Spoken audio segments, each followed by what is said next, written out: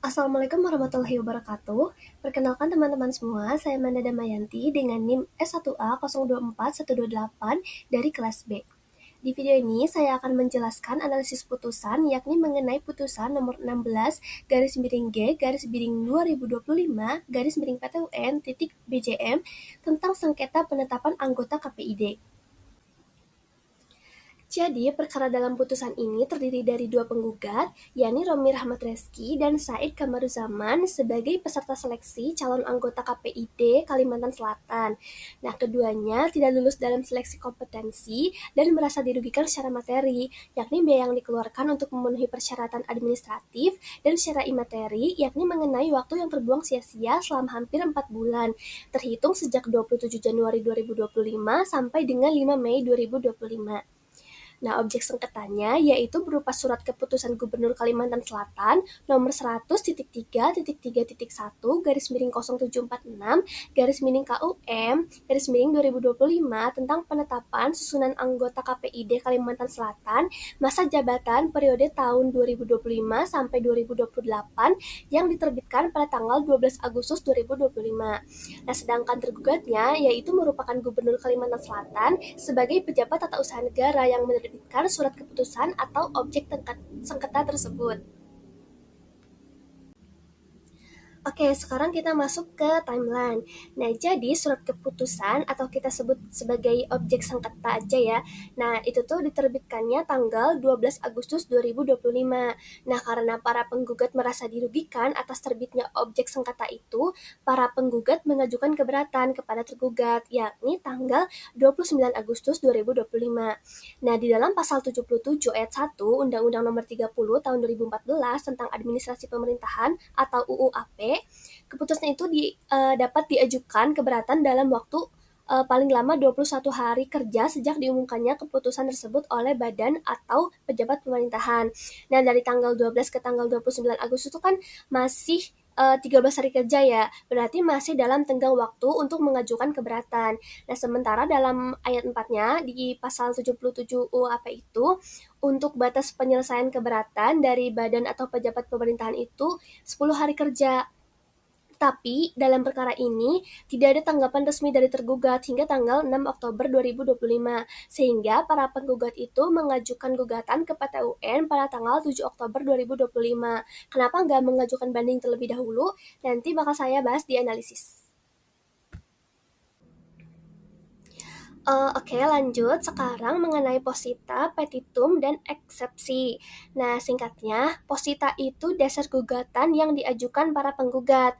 Kalau petitum itu gugatannya, sementara eksepsi itu sangkalan atau bantahan dari tergugat atas gugatan yang diberikan. Yang pertama kita bahas posita dulu.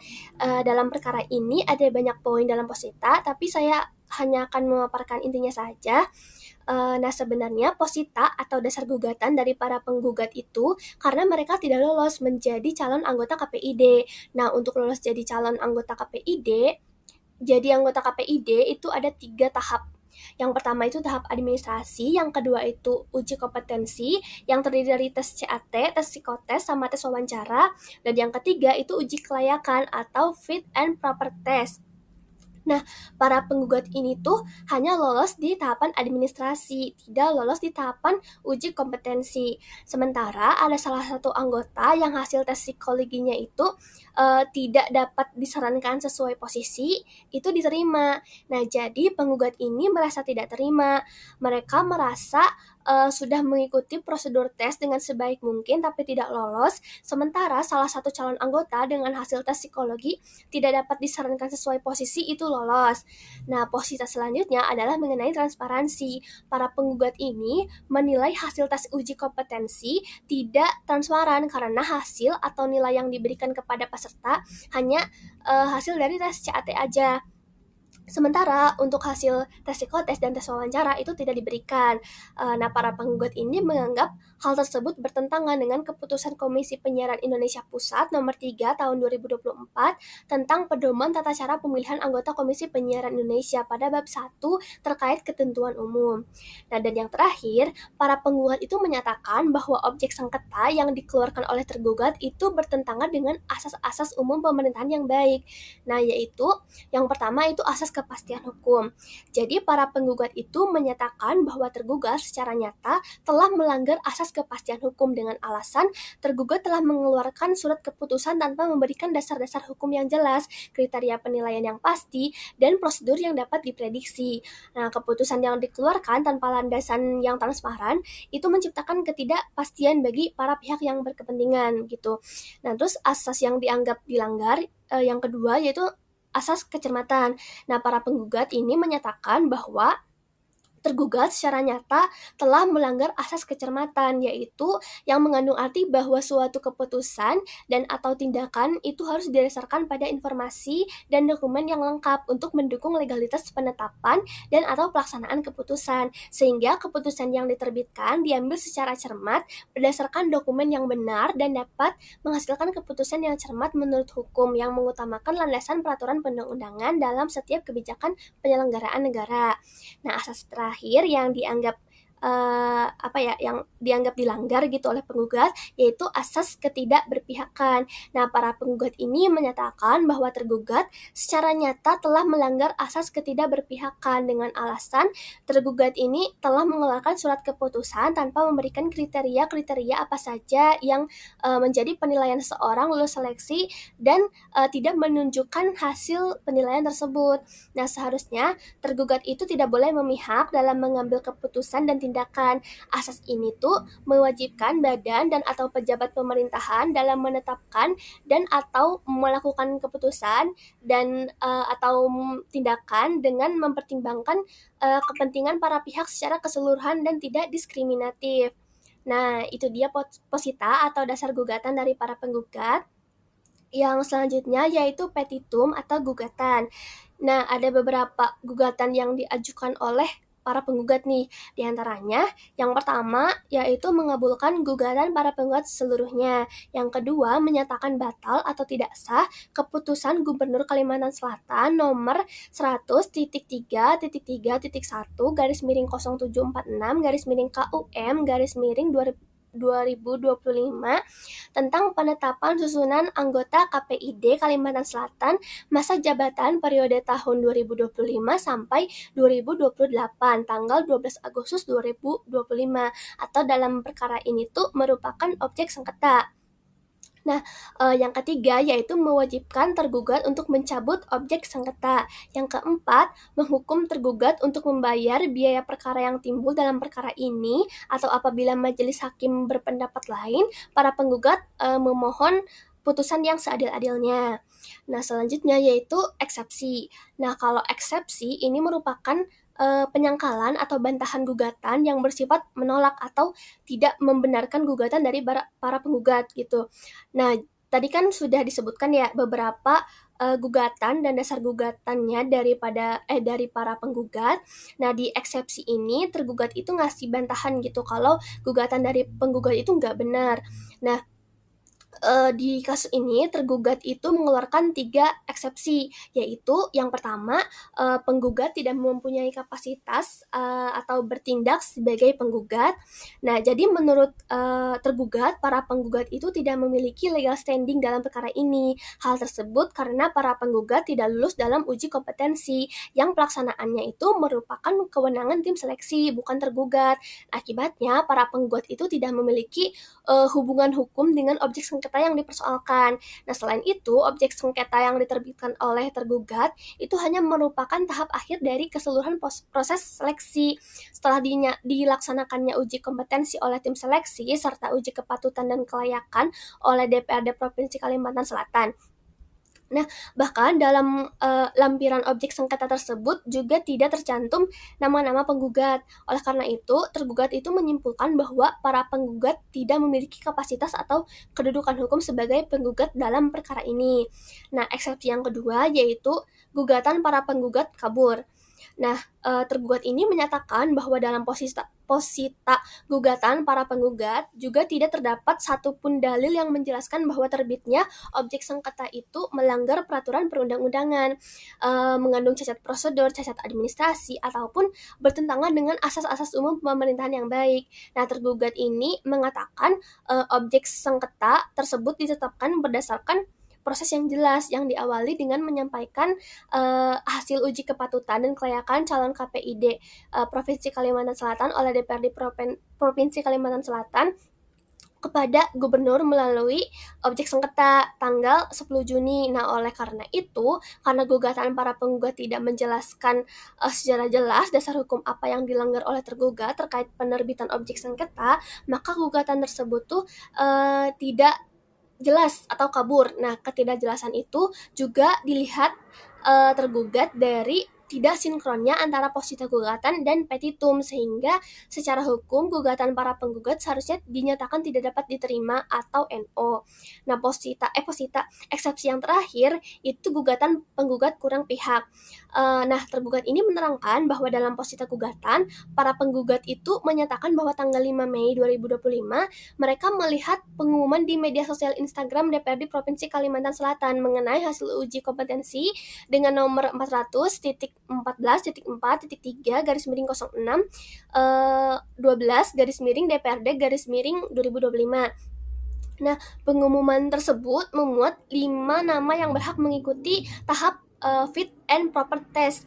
Nah, karena nama para penggugat tidak tercantum, mereka dinyatakan tidak lulus ke tahap berikutnya dan merasa kehilangan kesempatan untuk mengabdikan diri sebagai anggota KPID Provinsi Kalimantan Selatan periode 2025 sampai 2028. Nah, namun setelah mencermati dalil tersebut, tergugat ini menegaskan bahwa ketidaklulusan para penggugat ini terjadi pada tahap uji kompetensi, yang mana sepenuhnya itu merupakan kewenangan tim seleksi yang meliputi tes tertulis, tes psikotes, sama tes wawancara. Nah, oleh karena itu, tergugat mengatakan bahwa seharusnya para penggugat juga menarik tim seleksi sebagai pihak dalam gugatan. Selain itu, DPRD Provinsi Kalimantan Selatan juga seharusnya dijadikan pihak karena DPRD memiliki kewenangan memilih tim seleksi sebagaimana diatur dalam pasal 19 ayat 1 Peraturan KPI nomor 1 garis miring P garis miring KPI garis miring 07 garis miring 2014 tentang kelembagaan KPI. Nah, dengan demikian, karena pihak-pihak yang memiliki kewenangan dalam proses tersebut tidak ditarik dalam gugatan, maka tergugat ini menilai bahwa gugatan para penggugat itu kurang pihak dan secara hukum seharusnya dinyatakan tidak dapat diterima gitu. Oke, baik. Selanjutnya saya akan membahas mengenai pertimbangan hakim. Nah, jadi ada beberapa pertimbangan hakim atas posita, petitum, dan eksepsi dari para penggugat dan tergugat. Yang pertama itu menolak eksepsi tergugat sepenuhnya dengan pertimbangan kan tadi ada 3 eksepsi ya. Nah, yang pertama itu eksepsi penggugat tidak mempunyai kapasitas sebagai penggugat. Nah, berdasarkan pasal 53 ayat 1 Undang-Undang Nomor 51 Tahun 2009, syarat formil untuk mengajukan gugatan adalah adanya kepentingan yang didugikan oleh KTUN. Para penggugat merupakan peserta seleksi calon anggota KPID. Nah, oleh karena itu, hakim menyimpulkan terdapat kerugian yang dialami para penggugat dengan terbitnya objek sengketa. Nah, atas dasar itu, para penggugat itu mempunyai kedudukan hukum untuk mengajukan gugatan. Jadi, eksepsi tergugat yang menyatakan bahwa penggugat itu tidak mempunyai kapasitas sebagai penggugat itu tidak dapat diterima. Nah, eksepsi kedua yaitu tentang gugatan para penggugat itu kabur. Nah, hakim mempertimbangkan bahwa gugatan para penggugat telah memenuhi syarat material sebagaimana diatur dalam pasal 56 ayat 1 UU nomor 5 tahun 1986. Nah, dalam posita telah diuraikan dasar-dasar gugatan yang berkaitan dengan proses pelaksanaan pemilihan calon anggota KPID. Nah, selain itu, para penggugat juga telah mencantumkan peraturan perundang-undangan serta AUPB yang dianggap dilanggar oleh tergugat dalam menerbitkan objek sengketa. Nah, lebih lanjut, hakim itu menilai bahwa petitum yang diajukan para penggugat telah secara jelas memohon agar objek sengketa yang digugat itu dinyatakan batal atau tidak sah. Nah, jadi majelis hakim itu berpendapat kalau para penggugat itu telah memenuhi unsur kejelasan sebagaimana disyaratkan dalam ketentuan hukum acara peratun. Nah, eksepsi yang ketiga yaitu gugatan penggugat kurang pihak. Nah, hakim mempertimbangkan bahwa kedudukan Gubernur Kalimantan Selatan sebagai tergugat telah memenuhi ketentuan pasal 1 angka 12 Undang-Undang Nomor 51 Tahun 2009 karena tergugat ini merupakan pejabat TUN yang menerbitkan objek sengketa gitu. Nah, pertimbangan yang kedua yaitu syarat formal gugatan. Nah, dalam syarat formal gugatan ini ada 2 poin yang menjadi pertimbangan hakim, yaitu terkait kewenangan mengadili dan tenggang waktu gugatan. Yang pertama itu mengenai kewenangan mengadili. Nah, objek sengketa itu kan merupakan KTUN yang sebagaimana dimaksud pada pasal 1 angka 9 Undang-Undang Nomor 51 Tahun 2009, karena telah memenuhi unsur-unsur berupa yang pertama itu penetapan tertulis, yakni berupa SK. Yang kedua itu diterbitkan oleh pejabat tata usaha negara, yakni Gubernur Kalimantan Selatan. Yang ketiga itu bersifat konkret individual final, karena objek sengketa itu ditujukan kepada nama-nama secara konkret gitu, serta bersifat final karena tidak lagi memerlukan persetujuan baik dari instansi atasan maupun instansi lain. Nah, yang keempat itu menimbulkan akibat hukum, yakni merugikan para penggugat sebagai objek hukum gitu. Maka dari itu, sengketa ini tuh telah memenuhi unsur sebagai suatu sengketa TUN yang menjadi kewenangan dari PT UN untuk memeriksa, memutus, dan menyelesaikan. Oke, yang kedua yaitu upaya administratif dan tenggang waktu gugatan. Nah, seperti yang telah saya jelaskan sebelumnya di timeline, bahwa para penggugat itu masih dalam tenggang waktu untuk mengajukan gugatan, tetapi tidak mendapat tanggapan resmi dari tergugat. Nah, sehingga para penggugat itu mengajukan gugatan ke PT UN Banjarmasin pada tanggal 7 Oktober. Nah, sebagaimana di ketentuan pasal 77 ayat 4 AUAP, tenggang waktu pengajuan gugatan itu selama 90 hari setelah upaya administratif dilakukan, setidaknya sejak keberatan dan banding telah lewat 10 hari kerja. Dengan demikian, pengajuan gugatan para penggugat itu masih dalam tenggang waktu. Jadi syarat formal gugatan itu telah terpenuhi untuk diadili oleh PT UN. Nah, pertimbangan yang ketiga yaitu aspek prosedur dan substansi. Yang pertama itu berdasarkan keterangan saksi. Mohon maaf, saya luput ya memasukkan poin keterangan saksi di PPT, tetapi saya akan menerangkan beberapa keterangan saksi yang akan menjawab dasar gugatan para penggugat gitu. Nah, yang pertama itu bahwa tahapan proses uji psikotes yaitu tes IQ keseluruhan mohon maaf lanjut kali ya. Jadi untuk tahapan proses uji psikotes itu secara keseluruhan itu kan ada tes IQ sama tes psikotes. Jadi di dalam rekapnya itu ada nilai IQ sama nilai psikotes. Nah, nilai IQ itu tidak masuk ke dalam variabel skor penilaian dan hanya sebatas pertimbangan dari tim seleksi ketika melakukan wawancara.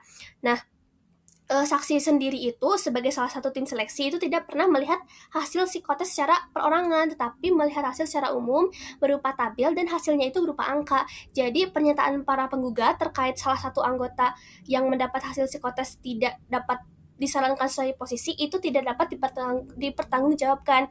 Dan saya sendiri kan tidak melihat bukti secara langsung ya mengenai bentuk dari pernyataan tidak dapat disarankan sesuai posisi itu. Seperti apa, apakah memang resmi dari rumah sakit tempat tesnya atau bukan, karena setahu saya hasil psikotes itu bersifat rahasia dalam bidang apapun gitu, termasuk dalam seleksi KPID ini. Jadi karena saya tidak melihat barang buktinya, saya menganggap pertimbangan hakim ini sudah benar begitu. Selanjutnya, keterangan saksi bahwa uji kompetensi itu dilaksanakan secara kumulatif, yaitu dilaksanakan ketiganya terlebih dahulu, selanjutnya digabungkan berdasarkan komposisi penilaian, kemudian diumumkan siapa saja yang memenuhi ranking yang ditentukan. Nah, data hasil seleksi itu dikumpulkan, lalu diakumulasikan, dan dibagi rata untuk selanjutnya diinput. Nah, pelaksanaan ini dilakukan secara bersama-sama oleh tim seleksi dan terbuka, serta dibantu oleh staf Diskominfo. Nah, setelah dilaksanakan uji kompetensi, dilaksanakan uji publik selama 2 minggu di media sosial dan media massa, di mana peserta maupun masyarakat itu secara luas bisa memberikan penilaian terhadap calon-calon komisioner, termasuk hasil nilai yang diumumkan oleh Komisi 1, dan diberikan kesempatan untuk menyanggah setelah proses tahapan seleksi selesai dan adanya pengumuman hasil dari DPRD. Jadi menurut saksi, pelaksanaan seleksi KPI itu sudah transparan gitu dan sesuai dengan keputusan KPI nomor 3 tahun 2024. Nah, selanjutnya mengenai kewenangan tergugat. Nah, tergugat itu dalam bertindak itu berada dalam kapasitasnya sebagai pejabat pemerintahan ketika menerbitkan objek sengketa, sehingga tergugat itu memiliki wewenang dari segi masa atau tenggang waktu. Nah, tergugat juga melakukan tindakan administratif di wilayah Provinsi Kalimantan Selatan, sehingga tergugat itu memiliki wewenang dari segi wilayah hukum. Selain itu, tergugat juga memiliki wewenang dari segi cakupan bidang atau materi, karena wewenang tergugat tersebut bersumber dari beberapa ketentuan peraturan perundang-undangan. Nah, jadi berdasarkan fakta-fakta hukum dan dihubungkan dengan pasal 10 ayat 1 tentang Undang-Undang Nomor 32 Tahun 2002 tentang penyiaran dan bab 3 keanggotaan KPI daerah, bukti-bukti, keterangan saksi. Jadi menurut hakim, tergugat itu dalam menerbitkan objek sengketa telah sesuai dengan ketentuan peraturan perundang-undangan yang berlaku. Nah, terakhir terkait asas-asas umum pemerintahan yang baik yang didalilkan para penggugat. Nah, yang pertama itu kan asas kepastian hukum. Nah, perlu diingat kalau asas kepastian hukum itu merupakan asas yang mengutamakan landasan peraturan perundang-undangan, kepatutan, dan keadilan dalam setiap kebijakan penyelenggaraan. Nah, dalam hal ini, tergugat itu dalam menerbitkan objek sengketa telah memberikan kepastian hukum terkait penetapan anggota KPID Provinsi Kalimantan Selatan setelah seluruh peserta itu melalui tahapan seleksi yang ditentukan. Dan keputusan jadi para penggugat itu keliru gitu loh dalam memahami konteks asas kepastian hukum. Nah, yang kedua itu asas kecermatan. Nah, asas kecermatan itu menuntut agar setiap keputusan atau tindakan itu didasarkan pada informasi serta dokumen yang lengkap guna menjamin legalitas dalam penetapan dan atau pelaksanaannya. Oleh karena itu, keputusan dan atau tindakan tersebut itu harus dipersiapkan secara hati-hati dan matang sebelum ditetapkan atau dilaksanakan. Nah, dalam hal ini, tergugat dalam menerbitkan objek sengketa itu telah melalui rangkaian tahapan seleksi yang telah diatur dalam ketentuan yang berlaku dan mendapatkan rekapitulasi hasil seleksi baik dari tim seleksi maupun Komisi 1 DPRD Provinsi Kalimantan Selatan sebelum menerbitkan penetapan susunan anggota KPID Provinsi Kalimantan Selatan periode 25-28 gitu. Nah, asas yang terakhir, asas ketidakberpihakan. Nah, asas ketidakberpihakan itu merupakan asas yang mewajibkan badan dan pejabat pemerintahan dalam menetapkan atau melakukan keputusan maupun tindakan itu dengan mempertimbangkan kepentingan seluruh pihak secara menyeluruh serta tidak bersifat diskriminatif. Nah, dalam perkara ini tergugat itu menerbitkan objek sengketa telah mempertimbangkan kepentingan seluruh pihak yang berkepentingan dan melaksanakan proses seleksi secara terbuka begitu, mulai dari pengumuman pendaftaran hingga seluruh tahapan seleksi selesai dilaksanakan. Nah, maka dari itu, hakim menilai bahwa tergugat dalam menerbitkan objek sengketa, baik secara kewenangan, prosedur, maupun substansi, itu telah sesuai dengan ketentuan perundang-undangan yang berlaku dan asas-asas umum pemerintahan yang baik. Nah, atas pertimbangan hakim di slide sebelumnya, jadi amar putusannya yaitu hakim menolak gugatan para penggugat untuk seluruhnya dan konsekuensinya itu menghukum para penggugat untuk membayar biaya perkara sejumlah 767.500. Oke, sekarang lanjut ke analisis putusan. Oke, yang pertama yaitu kesesuaian putusan dengan peraturan perundang-undangan. Nah, di dalam putusan ini, kesesuaian putusan akan dianalisis dengan merujuk pada beberapa peraturan undang-undangan yang relevan. Yang pertama yaitu Undang-Undang Nomor 5 Tahun 1986 tentang Peradilan Tata Usaha Negara junto Undang-Undang Perubahannya. Nah, pasalnya yang pertama itu pasal 1 angka 9. Pasal tersebut berbunyi, keputusan tata usaha negara adalah suatu penetapan tertulis yang dikeluarkan oleh badan atau pejabat tata usaha negara yang berisi tindakan hukum tata usaha negara yang berdasarkan peraturan perundang-undangan yang berlaku, yang bersifat konkret, individual, dan final, yang menimbulkan akibat hukum bagi seorang atau badan hukum perdata. Nah, dalam putusan, telah dianalisis oleh hakim bahwa objek sengketa itu telah memenuhi syarat KTUN sebagaimana pasal 1 angka 9 ini. Terkait rinciannya juga saya telah jelaskan di sebelum-sebelumnya. Nah, pasal yang kedua yaitu pasal 53 ayat 2. Pasal tersebut itu berbunyi, alasan-alasan yang dapat digunakan dalam gugatan sebagaimana dimaksud pada ayat 1 adalah keputusan tata usaha negara yang digugat itu bertentangan dengan peraturan perundang-undangan yang berlaku. Yang kedua, keputusan tata usaha negara yang digugat itu bertentangan dengan asas-asas umum pemerintahan yang baik. Nah, dalam putusan telah dianalisis oleh hakim bahwa objek sengketa yang digugat itu tidak memenuhi syarat untuk dikabulkan karena objek sengketa itu tidak bertentangan dengan peraturan perundang-undangan dan tidak bertentangan dengan AUPB. Maka putusan hakim untuk menolak gugatan para penggugat itu telah sesuai dengan ketentuan pasal 56 ayat 2 ini. Next, pasal 55 Pasal tersebut itu berbunyi, gugatan dapat diajukan hanya dalam tenggang waktu 90 hari, tergantung sejak saat diterimanya atau diumumkannya keputusan badan atau pejabat tata usaha negara. Nah, dalam putusan, hakim itu telah memastikan bahwa pengajuan gugatan para penggugat itu masih dalam tenggang waktu. Nah, terakhir, pasal 56 ayat 1. Pasal tersebut berbunyi, gugatan harus memuat nama, kewarganegaraan tempat tinggal, dan pekerjaan penggugat atau kuasanya, nama, jabatan, dan tempat kedudukan tergugat, dan dasar gugatan dan hal yang diminta untuk diputuskan oleh pengadilan. Nah, dalam putusan ini, itu telah termuat syarat gugatan dalam pasal 56 ayat 1 ini. Oke, undang-undang yang kedua yaitu Undang-Undang Nomor 30 Tahun 2014 tentang Administrasi Pemerintahan. Ini ada 2 pasal. Untuk pasal 75, pasal ini tuh berkaitan dengan peran PT UN untuk memeriksa dan menyelesaikan sengketa yang timbul akibat tindakan administratif badan atau pejabat pemerintahan. Tetapi sebelum itu, dalam pasal ini tercantum bahwa warga harus mengajukan upaya administratif terlebih dahulu sebelum mengajukan gugatan ke PT UN. Nah, upaya administratif tersebut antara lain berupa keberatan dan banding administratif. Nah, dalam putusan ini, para penggugat itu telah mengajukan upaya administratif, yakni berupa keberatan. Tetapi upaya administratif tersebut tidak mendapatkan penyelesaian dan mendorong para penggugat untuk mengajukan gugatan ke PT UN. Nah, tidak ada upaya banding administratif di dalam perkara ini, dan hakim itu tidak mencantumkan mengenai hal itu dalam putusan gitu loh. Kenapa nggak ada banding gitu? Nah, setelah membaca beberapa literatur, saya menemukan fakta bahwa banding administratif itu menjadi pengadilan tingkat pertama ketika peraturan dasar sengketa TUN itu mengatur adanya banding administratif. Nah, hal ini diatur dalam SEMA nomor 2 tahun 2019. Nah, dikaitkan dengan putusan ini, tidak ada aturan dasar mengenai upaya banding administratif pada penetapan anggota KPID, maka PT UN itu menjadi pengadilan tingkat pertama yang mengadili perkara ini setelah upaya administratif keberatan itu telah dilaksanakan gitu. Nah, satunya lagi, pasal 77 ayat 4, pasal tersebut berbunyi, badan dan atau pejabat pemerintahan menyelesaikan keberatan paling lama 10 hari kerja. Nah, dalam putusan ini, hakim itu telah memastikan bahwa upaya keberatan itu telah mencapai 10 hari kerja tetapi tidak mendapatkan tanggapan resmi dari tergugat. Oke, ini yang terakhir, pasal 7 Undang-Undang Nomor 32 Tahun 2002 tentang penyiaran. Nah, pasal ini tuh berkaitan dengan wewenang, tugas, dan fungsi DPRD dalam mengawasi pembentukan KPID. Nah, di dalam putusan, hakim itu telah mempertimbangkan bahwa DPRD dan gubernur merupakan pejabat yang berwenang dalam penerbitan objek sengketa.